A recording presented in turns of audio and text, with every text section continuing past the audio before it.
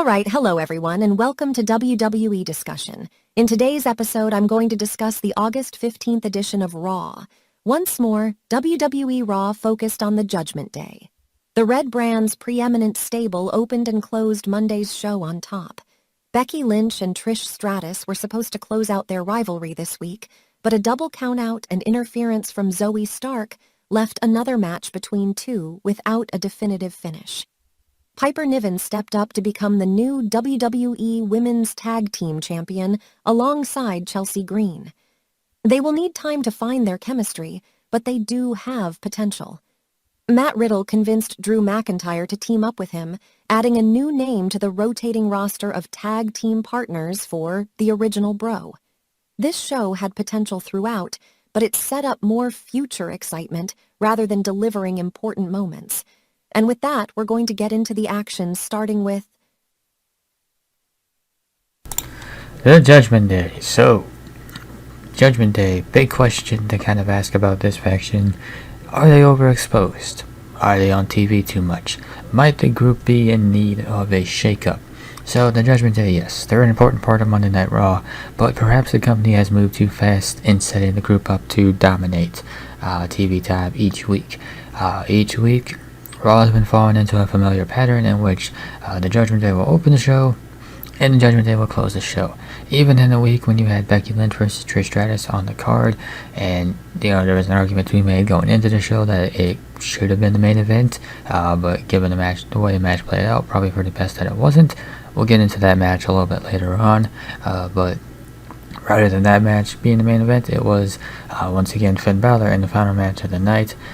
When you think about the Prince, especially on Raw these days, he's become the driving storyteller for the group, taking up more time than Priest, Ripley, and Mysterio. The Raw roster is talented, and perhaps a little too talented, or not perhaps, but it is too talented for every week to end with the same man in the main event. JD McDonough, want to talk about a shakeup for this group. JD McDonough might be just that, and in this episode of Raw, he certainly did benefit from involving himself with the faction, but he still has a ways to go before he can earn the prestige of being in the spot that he is currently angling for, given the amount of talent left currently on the back burner. NXT has shown a better path for the group with Dominic Mysterio as the North American Champion, and it would be nice to see Raw occasionally take time away from the Judgment Day to give spotlight to other things such as Imperium vs. Alpha Academy and Shinsuke Nakamura, the next challenger for the World Heavyweight title.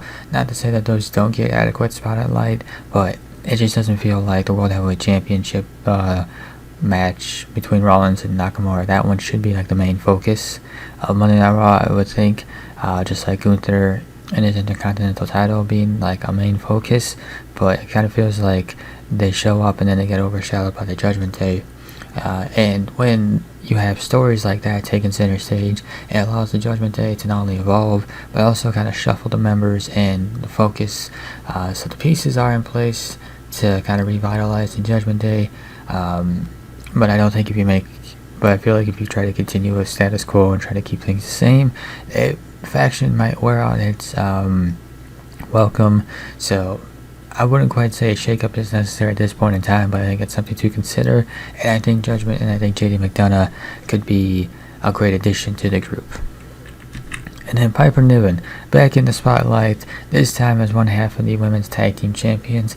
And I will say this, I'm okay with this. I think she's a good replacement for Sonya Deville. The women's tag team division is still lacking in strong teams, but with the new champions, they have the potential to turn things around. So, unfortunately, Sonya Deville went down with a torn ACL. 100% Triple H's fault. There's no reason for the women's tag team champions to be competing in a match against a makeshift tag team.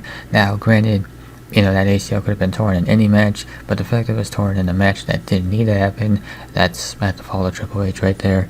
But having Niven replace Deville, again, good replacement, solid option.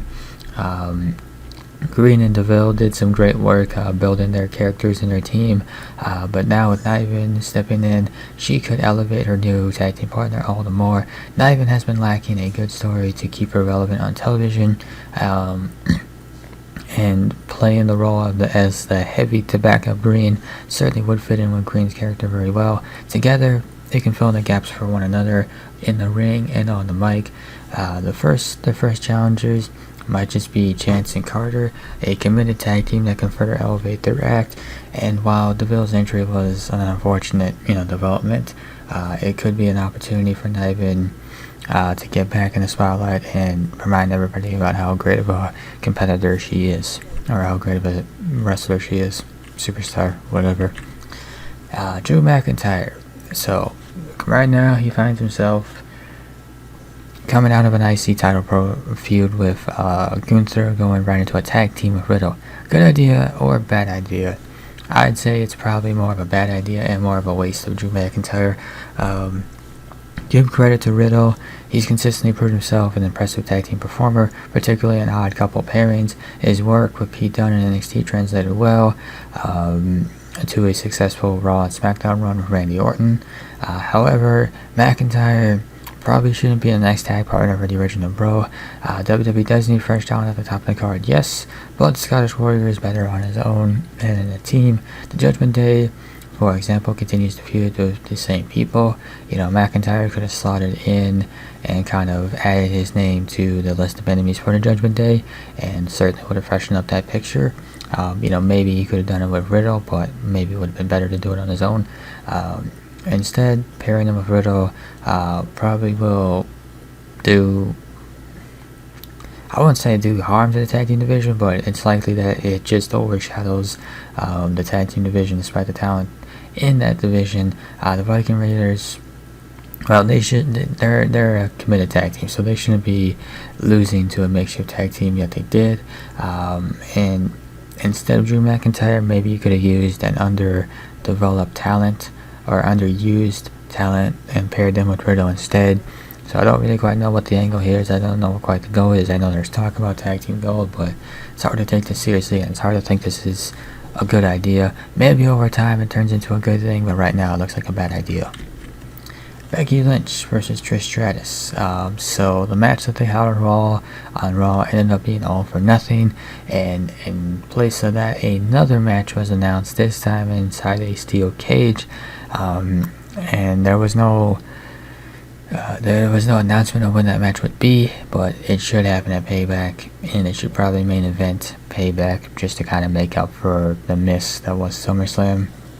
For the past 4 months, Becky Lynch has been entangled in a feud with Trish Stratus that has dominated the Raw women's scene, but the time has come for both parties to move on. In particular, the man, she's got some interesting rivals lined up, so it's not like she's gonna move on from this feud and have nothing going on.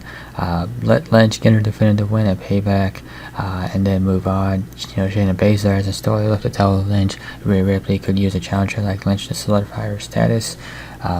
As the top woman on the Red brand, she might hold the women's title, but she doesn't quite feel like a champion, if that makes sense.